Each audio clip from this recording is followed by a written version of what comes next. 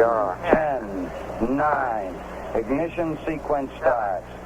6, 5, 4, 3, 2, 1, 0. It's May 28th, 2022. Welcome to the Alien Probe Podcast. Though many people assume flying saucers were developed after World War II, they were really in the design stage at German aircraft manufacturers as early as 1941, according to George Klein. Joining me again is Dr. Bill. How's it going, Bill? Hey, how are you? Welcome to the Alien Probe Podcast. Mm-hmm. How we doing? I'm Getting some hydration there, buddy? I'm drinking a beverage. Got any vodka in that, or what's? No. Yeah, because it's afternoon at your place. You can start drinking, right? Yeah, that'll make it interesting. Yeah, we'll have to do that. I just found. So I was taking the recycling out, and there's like this empty, little tiny liquor bottle in.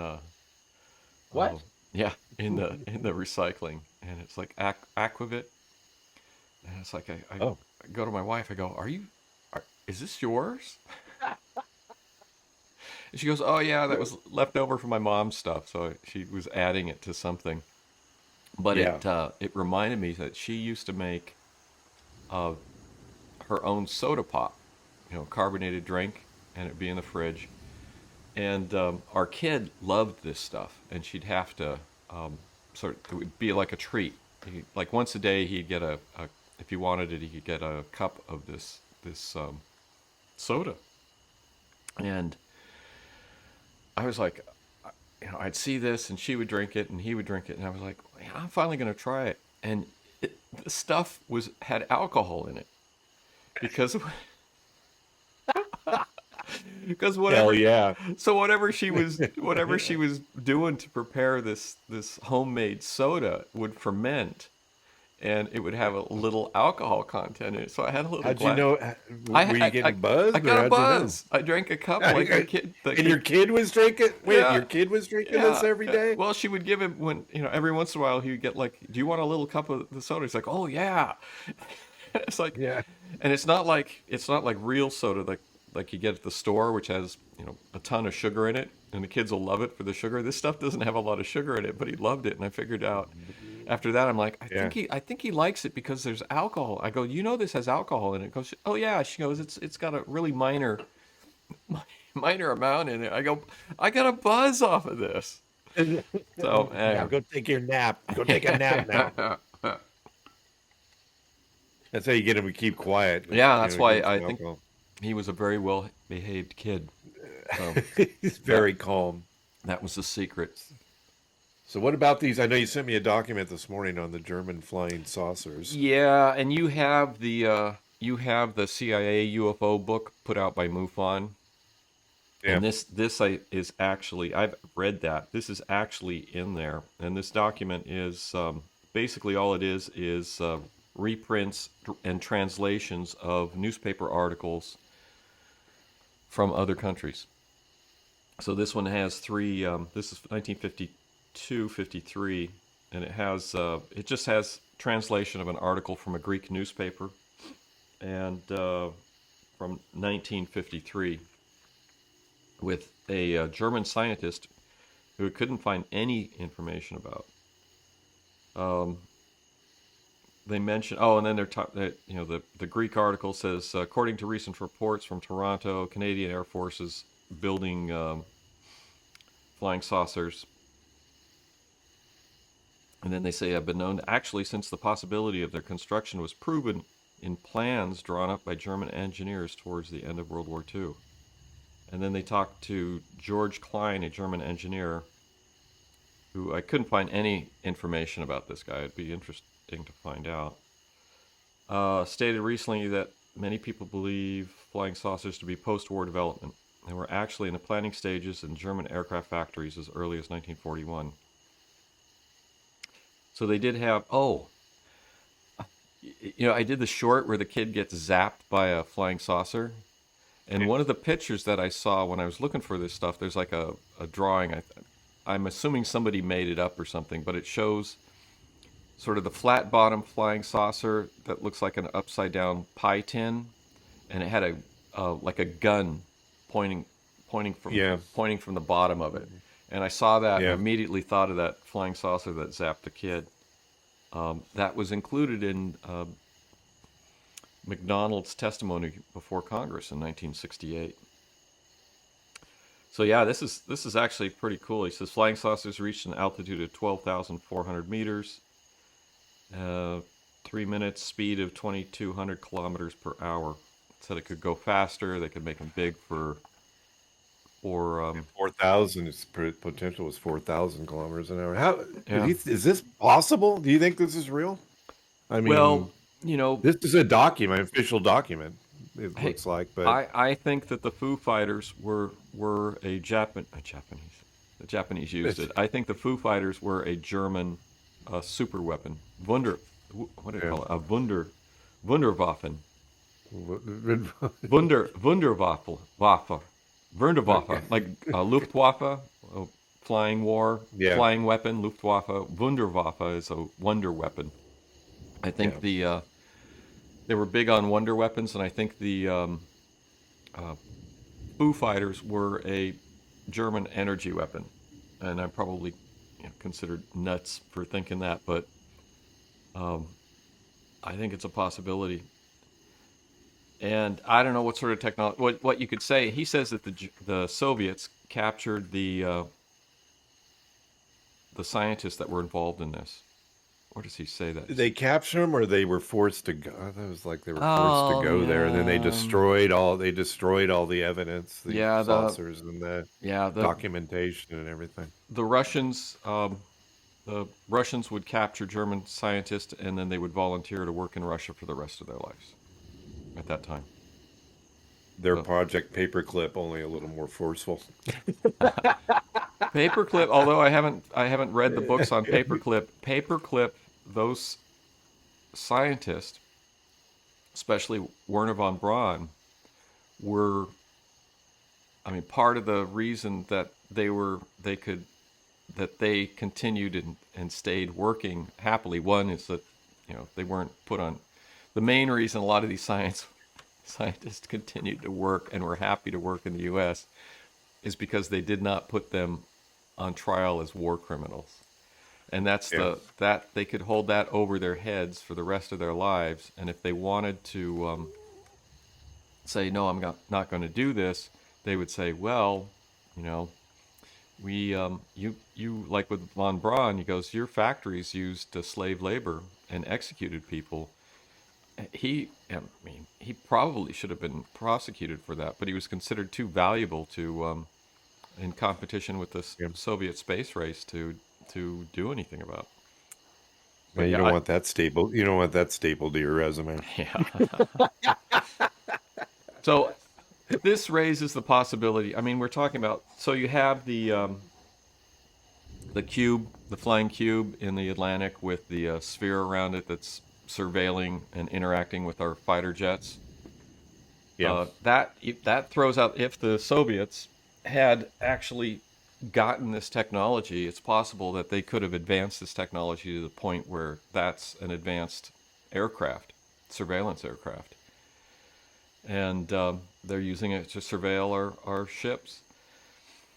I mean, there's also if you're thinking about it, if you have a craft that can maneuver like that, that's manipulating gravity, it might be extremely challenging to like fire a weapon out of it.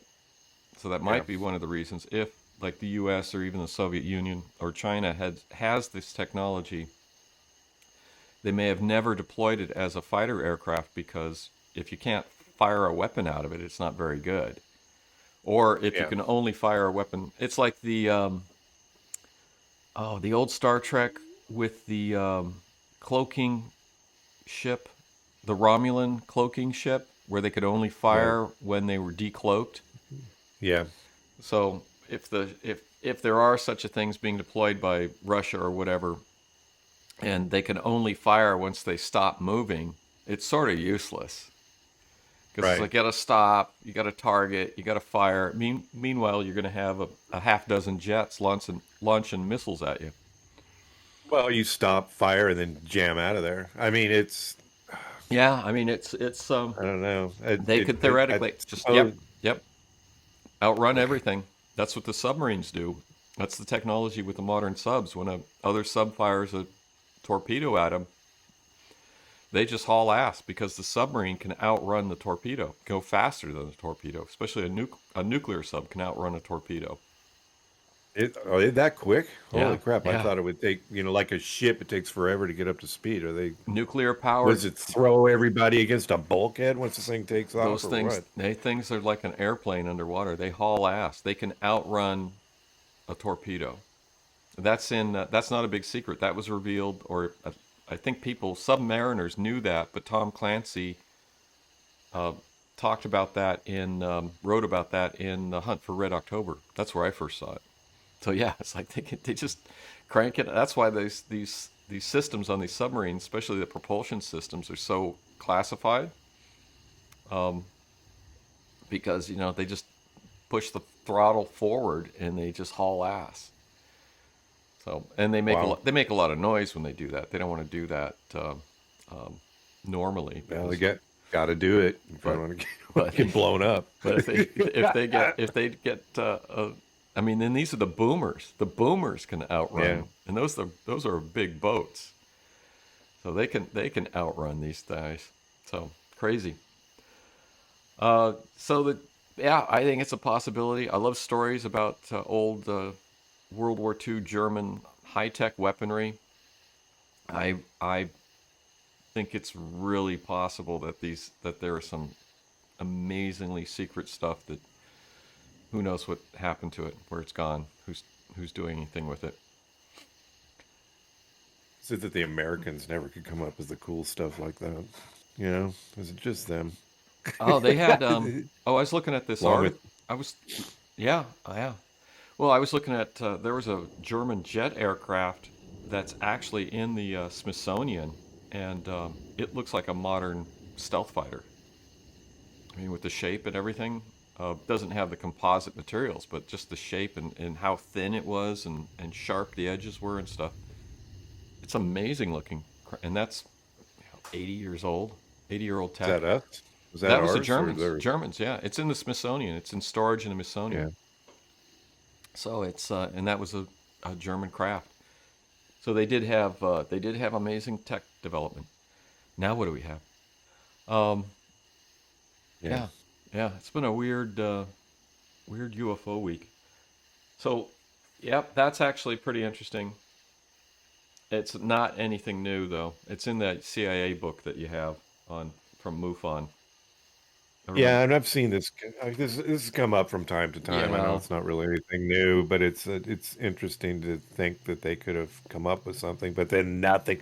They've completely destroyed everything. No documents survive. No ship parts survive. Nothing. It's just. But this document looks, judging by this document, looks like they had something. The memo. Yeah, this is. I mean, it's a newspaper article from an Athens newspaper, 1952. Well, the Soviets could have the tech. Maybe they, like you said, maybe they've got it. I mean, it's they're gonna do something with it. It's a possibility, but it's hard to say. I mean, I think a lot of technology just went one way during the Cold War, and that went from us to them. It's like the technology now goes pretty much one way to China. All our technology goes from us to China. Yeah. So we don't know what the Russians have developed. The Russians. Or what advanced technologies they may have. Or the Chinese. I know the Chinese had a lot of trouble making the blades for jet engines, but the Russians have that technology, and we've just made sure that the Chinese and the Russians are very good friends. So so if the Chinese need advanced engine technology, they'll just call Russia and say, send us over some fan blades for our fighter jets. Sharing is caring, Bill. Yes, it is. It is. So let's move on to what interesting. This is just a blurb. This will take 2 Blurp, seconds. blurp. What's the The blurp? Apache Oh yeah, longbow yeah. 281. You sent that to me, and I kind of opened it up. I was at work. I don't want to get in trouble, but I opened it up at work, and I thought I didn't know it was a UFO thing. I thought it was like a military thing. So I got it home. I actually got it to send to my email. I opened it up at home. Went, holy shit, this is pretty good. It looked like 3 UAPs Yeah. of some kind, and the ATC was telling the helicopter pilot, "Oh yeah, it's probably some A-10s or F-15s or something flying through there." Look at this thing. You got to be the pilot of the helicopter going, That's not what that And is. then they It started. was. Then they started circling each other or doing something. They were just flying in a line, and then they started doing like weird Yeah, maneuvering. It's like, it was all, and the helicopter pilot was kind of after the ATC says that he's just kind of quiet, going, "Yeah." He's thinking that's not what that is. well, the pilot was maneuvering. He goes, I'm not going to look at that. So yeah, that's so. This is oh, there's a meeting this week. This weekend, and they're doing an analysis at that meeting. Hang on, let me grab the poster. It's on the wall over here. Okay, grab the poster. 'Cause we'll stand by as Bill brings in his visual effects. Now we're looking at money. What kind of money was? I wonder what the rate of. I'm back. So it's back. Yeah, I'm back. There's a UFO disclosure symposium this weekend, 27 through 29 in Vernal, Utah, and they are having a panel which is actually analyzing this video, and apparently they're also going to release a couple other videos, and we'll hear about those on Monday. Since neither of us wanted to go to this meeting. Monday. What's the date? The meeting is this weekend. The symposium is happening right now in Vernal, Utah, this weekend, and they have all sorts of people there. They have Avi Loeb is there. They have Hynek's son, Paul Hynek, is there. Chris Lato, who is actually he looked at and was analyzing this video, and he thought that from that thing yesterday where they did the balloon launch from Vernal, Utah, sort of as a publicity thing for the meeting, or they sent up a balloon with cameras and stuff for fun, a weather balloon. And do they have the red-haired guy from the southern guy from Skinwalker Ranch? No, he's not there. He should be though. They had look at that. That's a wormhole. So they have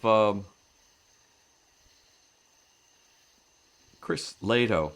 He did an analysis. He said if the objects were a mile away, they were doing a Mach 1.28 Mach. If they were closer, they would have been doing less, but if they were doing farther, they would have been doing a lot more. And he says there was no sonic boom, but I'm not sure that if they were on a Apache helicopter, you're not going to hear a sonic boom in a audio from an Apache helicopter. They got, ear buffs on, and they're in the engines running. They're not going to hear squat. So, yeah.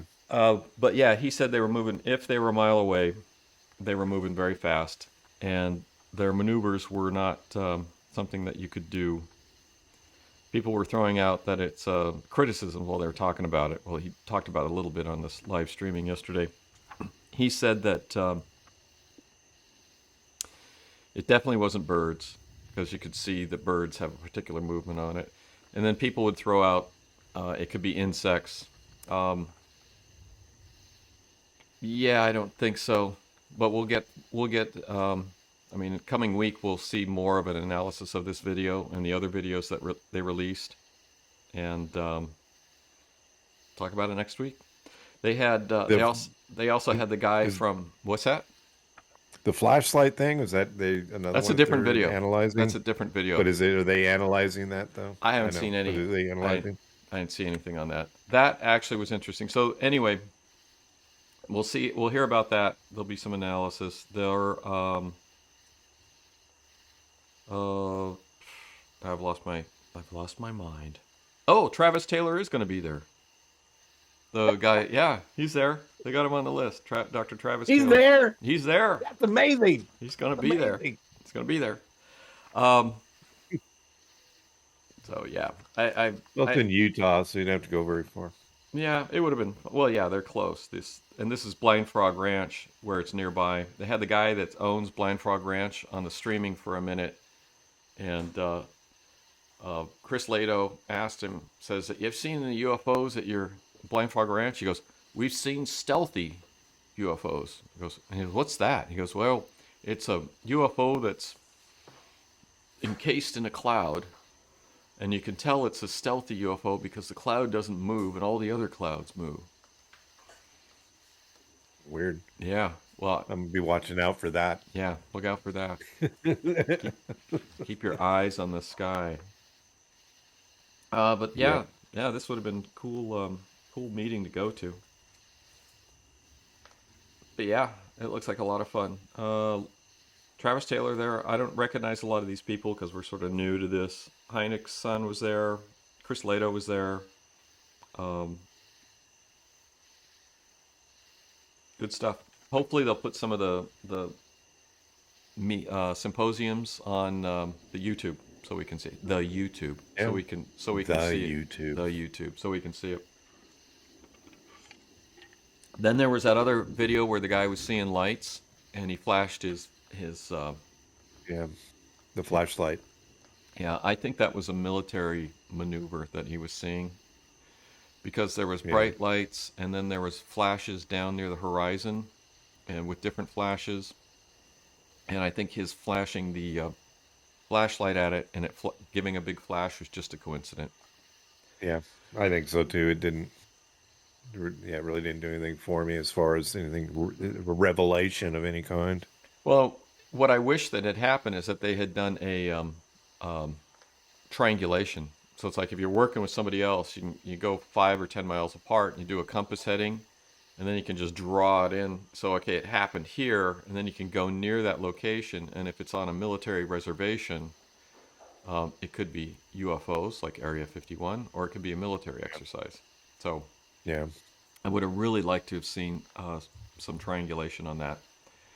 But yeah, they gave the city he was nearby. Sedona? Was it Sedona, Arizona? Yeah. Sentinel or something like that. And I meant to bring it up to see if it was close to anything. Yeah, I didn't. But I was like underwhelmed, so I moved on. Yeah, I thought it was a cool video. I thought it was interesting. Yeah, but and it's great that the guy stopped and filmed it. But I mean, that's why we have these forms. We have these forms. Fill out the form. I really would like to see some triangulation on some of this stuff. And so last week we talked about what else do we want to talk about? Craft retrieval, back engineering. What? Eric, you wanted to talk about Admiral Wilson's memo? Yeah, I was was spending some time trying to look at background on this, and I found a site where there was a lot of background on it. So this guy at the congressional hearing last week, which guy? Cliffingberger, Latord. False information. We need laws. Yeah, we need laws. We need laws for disinformation. Disinformation. That's that LaHood. From Illinois, of course. He's a Republican from Illinois. So if a Republican in Illinois is essentially a Democrat, he says, we need new laws so when people lie on the internet, we can do something. Yeah, let's do that. But Mr. Gallagher, Republican from Wisconsin, he's the guy that mentioned the nuclear silo event where the UFOs were messing with the nuclear silo, and which has never officially been investigated. That's where they shut everything down. Yeah, they shut it down. Yeah, and we think. And then he had that's what happened. this guy, Dr. Eric Wilson, had a conversation with Admiral Thomas Wilson. It was hard to figure out who these people were. Eric Davis. I think it's Eric Davis's meeting with Admiral Wilson. Is it Eric Davis? Am I screwing up the names? I think so. Yeah. It's Eric Davis. And then that's my notes. I was writing too quick. And then was meeting with Admiral, I got his name here, Admiral Thomas Wilson. I did find a site that went into enormous detail on this stuff. And I found a really good summary on Reddit.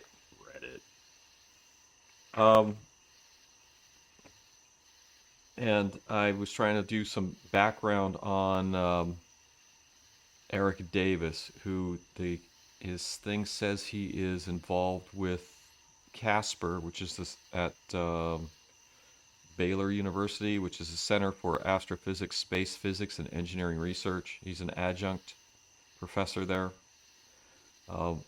which means he's an hourly employee. He's involved in Earth Tech Inc., which when you go into the street view, the building looks abandoned, and on Google, with no cars in the parking lot. But on their website, the CEO of Earth Tech is Puthoff, which was also co-founder of To the Stars, which was that thing with Elizondo and Chris Miller were involved in. And they did that TV show, The Phenomenon, which was pretty good until the last season, and except for the last 2 or 3 episodes where they walked everything back, and which was weird. I'm not sure what's going on with that. So this guy was a co-founder of To the Stars, and To the Stars now just looks like it's a merchandise site. They're just like selling sweatshirts and T-shirts and stuff, and not doing anything of substance. And this Earth Tech Inc. Puthoff's kids are all the rest of the higher-ups, and then this guy, Davis. Puthoff is also a guy that says that he can do remote viewing. Says he's an expert at remote viewing. And he used to be an advisor, I believe, with Bigelow. And, oh, really? Yeah, and I'm not... and he was involved he's a physicist. He was involved at Stanford and the Stanford Research Institute, which is not affiliated with Stanford. And yeah, but I'm not seeing any motion or activity from Earth Tech Inc. or To the Stars with these guys. And so that said, Admiral Wilson was the 13th Director, Defense Intelligence Agency from 99 to 02. Somehow they missed the whole 9/11 thing. They had no intelligence that anything like that was going on. Good job, guys. And they mentioned other people. There was a guy named Will Miller, who was Commander Will Miller. Not a lot of information on this guy, although he was in the Navy and he was involved in I guess, intelligence. Like Puthoff, Miller, and Davis all belong to the Association of Former Intelligence Officers. So, and then there's a guy named Oki Shannon, who I have no idea. I didn't get to the point where I could figure out where he is. So did you read the memo? Did you get anything out of it? I read the memo, and I wasn't clear on who was talking. Admiral Wilson was talking to Eric Davis. Yeah. One of them was trying to get information, the reverse engineering thing, and he shut down at every corner, although this guy was like a whistleblower of some kind. Sounds like. Well, it's not really a whistleblower, but he had information about the reverse engineering. Well, Wilson, in this memo, Wilson is apparently trying to get access to these special access projects and find out what was going on with them. And this memo purportedly shows that he was told he couldn't go there. He discovered them through accounting stuff, through the books, and wanted to find out what this money was being spent on. And they didn't. He met with whoever was in charge of this thing, and they wouldn't grant him access. And they He talk was about shut down to the point of, threatening his career, and he got out of supposedly in that at this the end. supposedly in his memo, but his career didn't have any effect. He's like on a half a dozen boards of these weapons companies. Yeah. Just gonna jump around.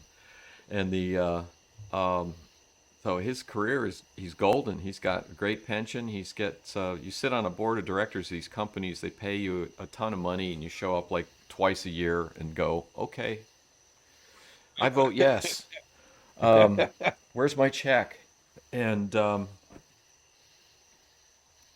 so yeah, they met. I don't know. Eric Davis. He says no comment. No comment. I am not. I went through his bio. Um, I don't know. I'm not impressed. Um, he says no comment on this. Admiral Wilson says it's not true or something. This guy, who's the guy? Commander Miller. There's this letter in here from Commander Miller to Eric W. Davis, and he says he has no memory of this letter. I have no memory of this letter. You don't remember writing this letter? I have no memory of this letter. I don't know what you're talking about. So, my impression, I think it's you have some minor intelligence characters. I don't know. I mean, it's so much of this. So much of this Yeah. stuff is It's like so much of this stuff is thrown out there. But I do have to say that if you were to set up a project to investigate and back engineer advanced technology, this is basically sort of the description and the access and the other stuff in this memo is how you would do it. Which, I mean, you could also say like Davis and these other guys. Davis has enough knowledge about how these security procedures work that you could put something like this together. And this is like supposedly he put this together from memory. This is not from memory. If this was put together, it's either it looks like it would be a recording. So if he actually did meet with them, it was done with a he recorded the conversation. So I would What was the time? What was the date? I don't have it in front of me. 10/16/02. And Did that's another that meeting happen? Yeah. Did the meeting between the. So he also one of the things problem I have with this is this is around the time that Admiral Wilson retired. So he's there in a car with a driver at EG&G Special Projects. That's the company that hired Bob Lazar. Yeah. And that's so that sort of ties it in that. My question is, what was his retirement date for Admiral Wilson? And if he had been retired, he's not going to be running around with a driver in a car, official car. Yeah. And he left the Defense Intelligence Agency in July. But I don't know what his retirement date is. Probably could look. It wasn't in the Wikipedia article, but you could probably find that information out. So if his retirement date was before this date, I would say that this whole thing isn't, it's not real. But other than that, I do like the structure of the memo because it sort of lays out how a special access project and accessing a special access project would work. But yeah, I don't, and I don't like the fact that if, and there's a whole story about how this thing leaked out and this, that, and where it came from.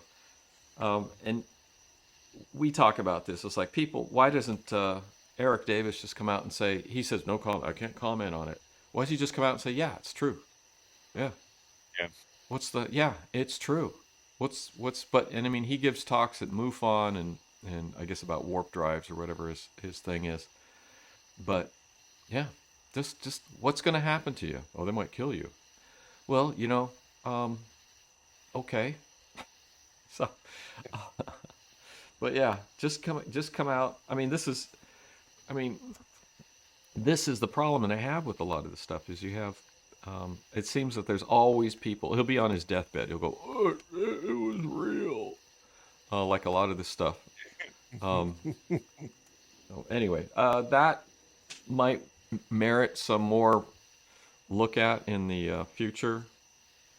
I have a good summary that I got from Reddit. I'll send you a copy. Yeah. I just got this down. Eric Davis has never denied its authenticity, but he's never said it was real either. Citing his multiple occasions, he will not confirm the authenticity of the memo, citing his security clearance. So that doesn't make any sense. He wasn't talking to this guy in a classified context. They were sitting in a car having a conversation about what this guy went through. And then it got on a document. That's And interesting. if he did do this conversation, he recorded it's the way the memo is laid out. He recorded the conversation. He probably did not inform, if he did record it, he didn't inform the admiral that he was recording the conversation, which is problematic right there. Yeah. Privately discussed military Secretary of Defense, and this goes in a lot of details. I'll send you a copy of this. Bigot list. Program manager could fly. Yeah, they're talking. This Miller apparently briefed a bunch of people at the Pentagon about UFO stuff. I am Eric Wilson's non-denial. There's you can watch a video on that original memo. Crash retrieval programs. And I agree with what you say. It's like they just need to, if there is stuff, just, well, come out and say there's stuff. Yeah, I just am perplexed at this whole thing. Yeah. They just can't, because we can't know. Yeah. So let's talk about something a little more fun. Let's talk about the No. recent Skinwalker episode. Yes, Are you we gonna must do move that? on. Oh, God. Yeah, we have to talk about Skinwalker as much as we really sometimes don't want to. Yeah. Hey, it wasn't bad. This week was not bad. But it wasn't good.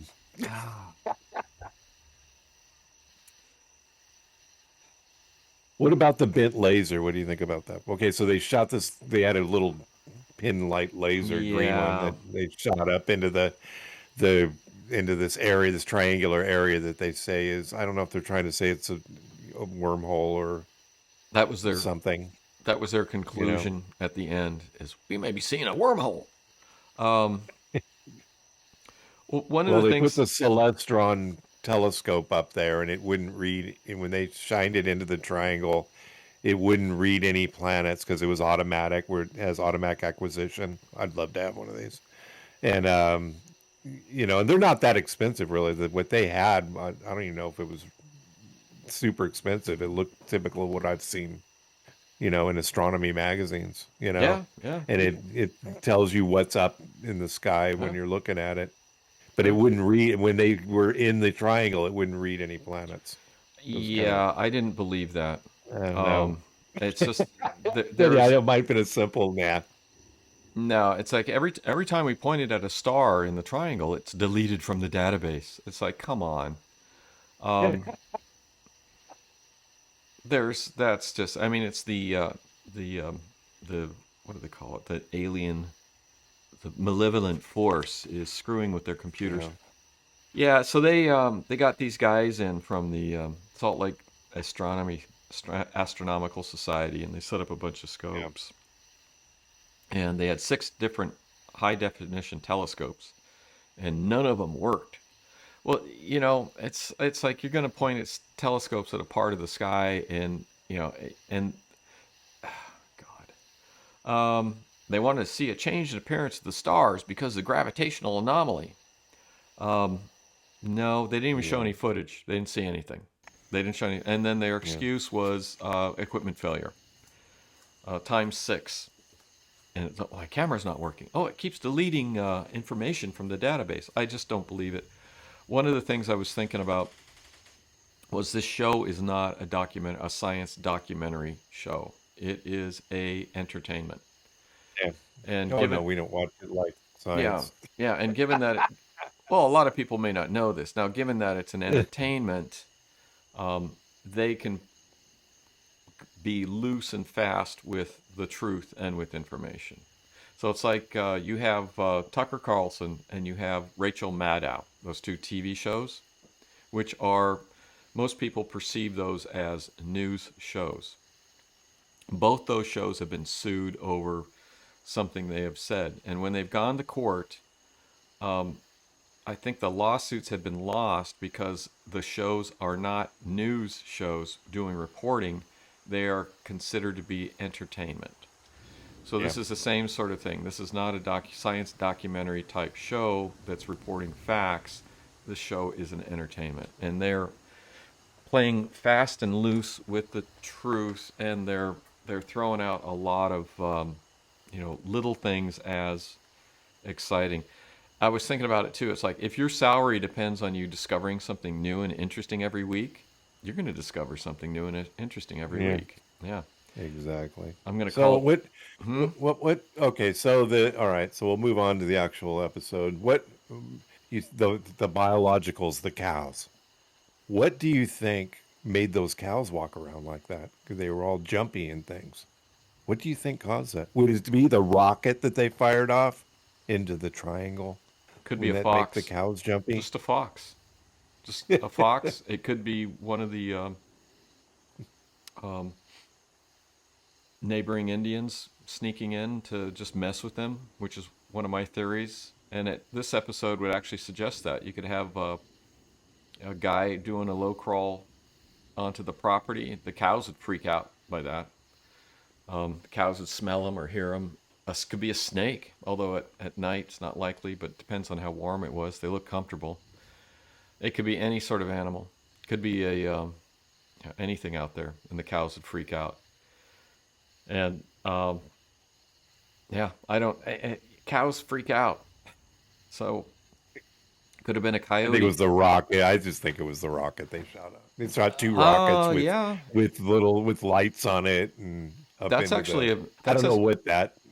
That's a good call. I told you this once before. When we first came out here, we have a horse farm behind us, and I wanted to do fireworks in the backyard. And the horses on the horse farm were just freaking out. I mean, they were whinnying and running around when we did like a fountain. And okay, we need to move this into the front yard where the horses can't see it, because the horses were really freaking out. Doesn't take a lot. Cows the same thing. And the cows weren't in. The cows will take on a defensive posture too if they feel it's a threat. They'll actually form a line and face what they think is a threat. These cows were just moving to the fence away from whatever that was. So that's a possibility that they didn't understand the threat and they couldn't focus on it. So they were just getting upset and moving closer to where they saw people, where they knew that it would be a safer place to be. So yeah, I didn't feel that was anything. And then the laser, I don't know. If you're going to point the laser at the sky and see weird crap in the triangle, go down the road a quarter mile and do the same thing again. It's called scientific reproducibility. And they used to teach that in science classes. So I don't know if they do that anymore. And so I don't know where these guys get their PhDs, but we are big on reproducibility, or we used to be. Just go down the road, a quarter mile, shine your laser. If it does the same things, it's just the fog and clouds doing things. Fog and clouds will bend and change light. Although the little bendy was pretty cool when the thing bent. So, but move around, do it again, see where it is. I mean, if there is a weird phenomena on that ranch and that laser was showing specific activity, you could have used that to map that whole area out, and you could have used it as a tool, a mapping tool. This is the problem that I have with the show, is like they don't follow through. And Travis, whatever his name is, Travis Taylor, should have enough sense to do this. Use the laser, map it out. They're not doing that. So they're being theatrical. The cows. I agree with you. It's probably the rocket. They're being theatrical. Well, the cows are getting excited. Well, the cows are afraid of the rocket. What else? What else was going on there? Oh, the computer. I don't believe that the problems they were having with the telescopes were real. I think that was theater. The specific problems with the guy mapping on his telescope. I've never seen this happen before. The thing to remember is that all these people are getting paid. And the money tree is Brendan Fugel. And so if they don't find things, the money tree doesn't stop raining money. And the show is sold, it's popular, it's sold on a what, Discovery or History or whatever the channel is. So we'll play for whoever knows long. It's going to be generating revenue for many years. So you have to find exciting things to keep the money tree flowing. It's like Oak Island, just like Oak Island. Oak Island. Oak Island is so friggin' ridiculous. Ridiculous. I've yet to meet one person that is addicted to that show. Although I did watch it for a couple seasons, like we said before. And I bet you addicted to it. They never found much of anything. I bet you there was people that loved it for the first 2 or 3 seasons. I don't know how it stays. I don't know how it stays going. Honestly, it's ridiculous. It's like every little thing is exciting, but if you look at the total information output of these shows, it's very small. So Oak Island, oh my God, yeah. And Oak Island is a fascinating. It's like Blind Frog Ranch, which they're trying to make into sort of a mystical place, like Skinwalker Ranch. There is fascinating history at Oak Island that they could have pursued genuinely, and been as interesting or more interesting than this, constant drilling and digging and, oh look, Captain Kidd, we something on this old chart on this old map. It says Captain Kidd something on it. How? I've said this before. How could I know that Captain Kidd was associated with Oak Island most of my life? And these guys are like, whoa, we just discovered this. It's like, oh, God. Anyway. Most people don't know. I didn't know. Most people don't know. I did. I don't know why. But it's that should be a good thing that he's associated with the island. Oh, it's awesome. As far as the show goes. But it's awesome. They poking all kinds of holes in it, and they're damming up the swamp, and they're draining it, and they're finding planks, and every little thing is exciting. Hey, they got to keep the money tree going. But like you said, it was, I think you said it was a mine of some kind. It has blue clay that contains that assays for silver. And the reason that struck me, I didn't know this before and I hadn't thought about it, but the structure and how the money pit is designed is like a mine with air shafts. But that the air shafts go out towards the water, which you could have, you got to answer that question. So but where we grew up out in California, up in Reno, and I remember this from growing up out there, is the silver mines up there produce a blue clay. So that's a sign that you got, silver is this blue clay. And so I saw that on the Oak Island stuff because I was sort of scanning the episodes and things like that. And I'm like, oh, blue clay. So you look it up. Comstock lode. How did they discover it? Blue clay. So 500 years ago, you have people coming ashore on the Americas. They come to this island. They see this blue clay. What are they going to do? They're going to, at that time, they're like silver mine. And they're going to come in there and they're going to put a silver mine in it. So that's what I think happened. And that whole facility, the whole swamp, looks like they had some sort of dry dock or something for the ships, and they just mined it and left. And then Captain Kidd came in and buried part of his treasure there, which is well documented and was recovered years ago. So you have this stuff that happens, and instead of actually truly researching this and telling a fascinating historical story about this island, an early, silver mine in America or whatever it was. They got to play this game. It's been on like 9 seasons. Amazing how long it's been going on. Hey, but it's money. It's a money machine. Money machine keeps making them money. People are watching it. So back to Skinwalker. So then Travis Skinwalker. And Travis got awakened at 5:13 in the morning by something bumping against his trailer. No, it was not 5. It was 3 in the morning. I wrote it No, down. it's 5:13 because the other guy said I was at 5 o'clock and it the was same thing happened to me. Right. You're right. 5:13. It's in my notes. Sorry, your memory's better than mine. I just wrote it down. It's not. You wrote it down. I did too. Yeah, something banged on my trailer. So yeah, that might be. Who knows what that was?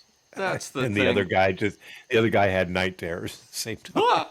and then I looked on the sky thing and I saw a meteor. So their conclusion is that it's a wormhole to outer space. So their rockets, when they shoot them up in the triangle, they re-enter the atmosphere from a high altitude. Yeah, great. Like I said, it's an entertainment. They're throwing this stuff out. They can say whatever they want. They can limit whatever they want. And yeah, that's fine.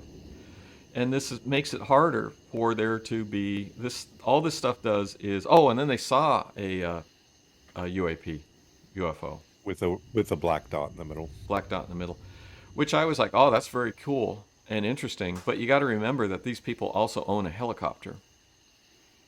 So you can coincidentally have a light appear in the sky when you want it to if you have a helicopter. So I'm not saying they did that, but I also didn't see them run inside to look at their air traffic control computer. Yeah.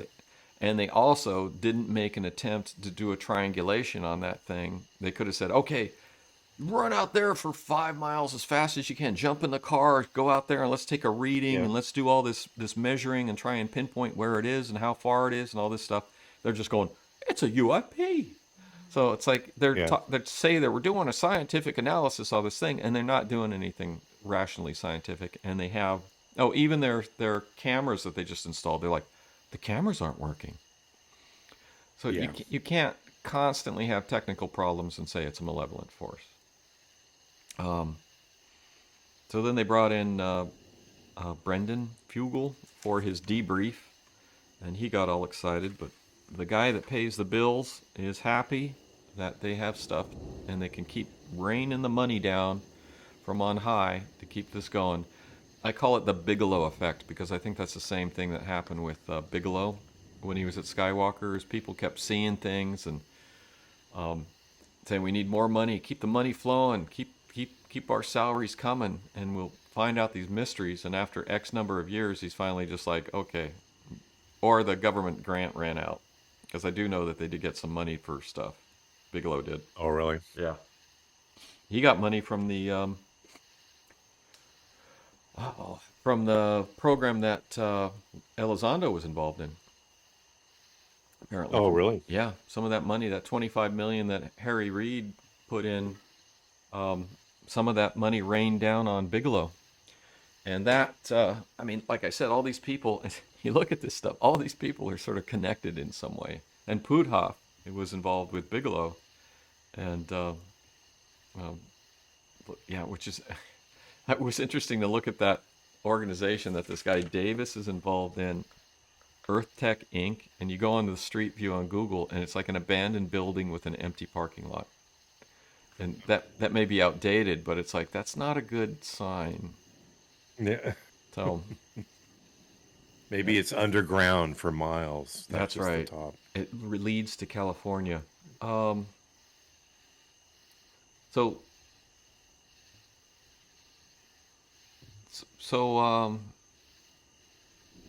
what do you think? The Wilson memo, you believe it or not? I believe it. You believe it? I mean, I want to believe it. Like everything, like all of this, I want to believe it. It seemed pretty believable. It is. It does. It does. It seems pretty good. I mean, I don't know. It did. I do think that there's validity to it. I enjoy the reverse engineering aspect of the possibility of, that department and them hiding. It makes total sense. He stumbled upon it in the accounting world and then dug into it, and then he got stonewalled. But yet, they gave him some information. It's almost like they want, okay, look, we're going to give you this much, but we're not going to give you everything. Just like us, the public, about UFOs and UAPs. We're going to give you a little bit about what we know, but yet we don't really know anything. But we can't tell you what we do have. Yeah, It's ridiculous. so I've been looking at this stuff for about a year, and I agree with James McDonald and J. Allen Hynek that there is something going on. But I also think that the waters are really muddied by, I don't know what the word is. I don't have the vocabulary for hucksters, maybe. Yeah. So I feel that the Skinwalker Ranch thing it's just a money. It's an entertainment. It's like Blind Frog Ranch, same thing. It's an entertainment to make money, and they're not helping the matter by muddying the waters with theater. Yeah, it's almost. I mean, I'm almost want to say that it's almost purposeful to kind of let. It's so stupid that it's to help people understand that we really don't have anything, yet we do. Yeah, I'm. Well, I don't think But do we? I don't know. Yeah, I don't think we're going to get any answers out of the government. I don't think we're going to get any answers from Project Galileo, because if they do see anything or discover anything, they're not even going to release that for a minimum of 2 years. And if it's anything that could lead to generation of revenue, which is what I think the ultimate goal is, you're not going to hear anything for 5 to 7 years until they secure whatever patents and technology that they would secure. And even then, you might never hear anything. So I don't think we're going to get anything from the government. I think it's going to continue as it has continued. I don't think we're going to hear anything from the private researchers. And especially since it's like Travis Taylor was going with that other UAPX group and that documentary on A Terror in the Sky. And that also sort of falls into this category where they don't really have anything, so they push minimal information and make it an entertainment. So I think there's a lot of good information out there, which slowly, in another 10 years, I may get through this stuff. But You don't think there's anything in a warehouse, in a box, old crashed ships and aliens and formaldehyde? You don't think there is anything? Any evidence I think that there's only the dead people know is in there because they know it's in there, they died, and then nobody else can figure out where it is, because you've seen those military warehouses. They're huge, and they're not going to mark on here spaceship. Flight saucer. Well, what would happen is that the stuff would get sold at auction, at government auction. That actually would be fascinating. That would get sold at government auction, and the people buying it wouldn't know what it was. And they might just think it's scrap metal. There was this machine that when the first after 9/11, and we spent even more money on the military. This company built a machine that had like a big silver ball at the end of it, and it would shoot electricity into the ground, and it was designed to blow up mines. So the government was just like throwing money at everything because of the after 9/11, and somebody bought parts of this at an auction, and they were posting it online going, what is this thing? And somebody figured it out and sent it to them, and it was this bizarre machine that somebody got millions of dollars to build. They built it, gave the prototype to the government, and then the government's like, "Oh, it's garbage. It doesn't work, or it doesn't do, everything we want it to do."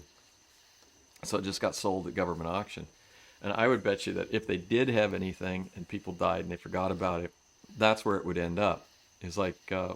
at a Now, we don't government know what auction. this is, but on lot 24, we have a lot of scrap metal. Yes, unusual And, scrap pieces.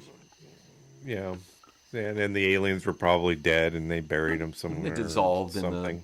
they're stored in the wrong solution. They just You know, dissolved. but this was before barcodes and everything. It's like they weren't organized like you could be now, like warehouses are now. I mean, it literally could still. But does anybody say, let's? I know you don't believe in Wright Patterson, but wherever they put the stuff, let's go. We want to see what's in there. What is in there? They're never going to show us. Yeah. Like you said, here's lot 23, scrap metal. Anybody. You wad it up and it unfolds, and that's kind of cool. But somebody buys it and then puts it in their garage. The problem with the government and a lot of agencies in the military, there's no institutional memory anymore. I mean, I've seen that at these universities, and you'll have, these universities been around for 100 years, and they do have historians, but you'll read something in a book about, like when I was at Chicago, you read something about people that worked in this laboratory, and I used to study in this one corner in the library, and I read some stuff at some point about these scientists that I actually have a book by one of the guys right there. And this guy, Ricketts, he did his PhD, or he studied for his PhD at University of Chicago, and he worked in this building, and I'd read about that, and I was looking out the window of the library, and I'm going, that's the building that the guy worked in. But, there's probably, it's gone. They tore it out. It had beautiful, like sculptures and stuff on the designs on the outside. I forget what the material is called. But it was it had a chicken and it had some other things. And it just, with colored, they were painted and they were on the edges. They just tore the whole shit out. And it's like, I wish I'd known they were tearing it down. I would have tried to get some of that stuff, some of the sculptures. But they just bulldozed it. But nobody knows, nobody cares that famous researcher scientist once worked in this building. They just tore it down. Nobody remembers. Nobody cares. There was a guy that won a Nobel Prize at Chicago for isolating isotope, different type of isotope. And he came to visit the university, and he was like, he goes, "Oh, I want to go see my old lab." Take him to his old lab. It's a storage room. And he was like scandalized. He goes, this is one of the most, we did some of the most important chemical research that was part of the Manhattan Project in the 20th century in this room, and it's just forgotten storage thing. So it was, anyway, nobody cares. We don't have institutional memory, so things get lost, things get forgotten. They could be in there. The ships could, the UFOs, the flying saucers could be in this warehouse. I guess we're not getting any new flying saucers aren't falling out of the sky. They're much improved, I guess. Well, I was actually thinking about that, and I'm wondering, especially since I've been looking at some of the enormous amount of sightings that were happening in the 60s, and James McDonald was reporting on it, like the kid that got zapped by the flying saucer.